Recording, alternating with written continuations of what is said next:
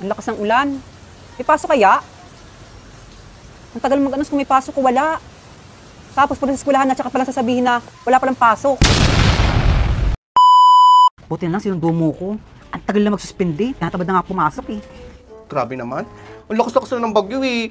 Hindi man lang sila magsuspendito ng klase. Tapos, pag nandito na tayo sa room, sasabihin nilang suspendito yung klase. Ano yun? Jocelyn, Oh, pimples ba na sa mukha mo, tire block? tire block to Jazz. Bagay sa'yo yung ma. Jazz, Ano yun? may tatanong lang ako sa'yo. Ano? Anong gusto mo sa mga babae? Yung walang puto.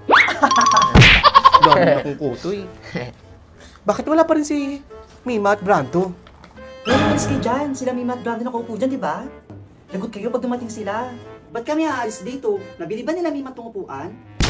Ano, baka papatay niya si Kiki. Kainis naman. Kainis.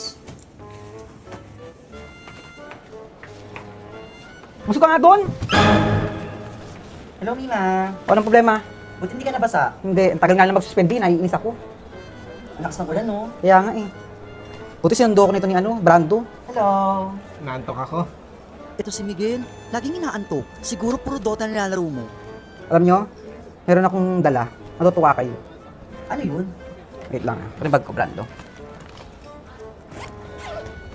Meron akong bagong tumbler. Ang ganda. Siyempre, may baso. Wow.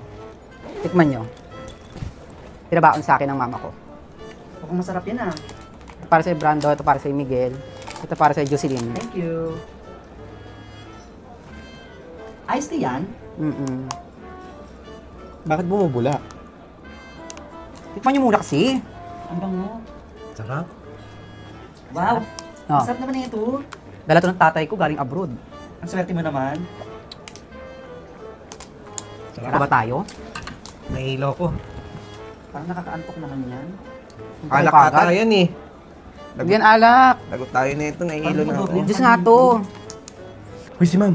Hoy si ma'am, tumayo kayo! Good morning, class. Ano yan? Ano iniinom niyo, Mima? Hindi po kami lasing, hindi. Ano lang po to, Diyos lang po to. Diyos lang to, ma'am. Dala po ng tatay ko. Bakit lasing yung mga classmate mo? Nagiinom kayo dito sa classroom? Hindi po kami nag-inom, ma'am. Diyos lang po talaga to, ma'am. Dala po ng tatay ko. Tikman nyo, ma'am. Gusto nyo? Ma'am, alak yung iniinom nila. Kasi hindi nila ako binigyan. Eh di kung binigyan ka nila, hindi ka magsusumbong. Nakataas pa yung paa mo. Para kang puto.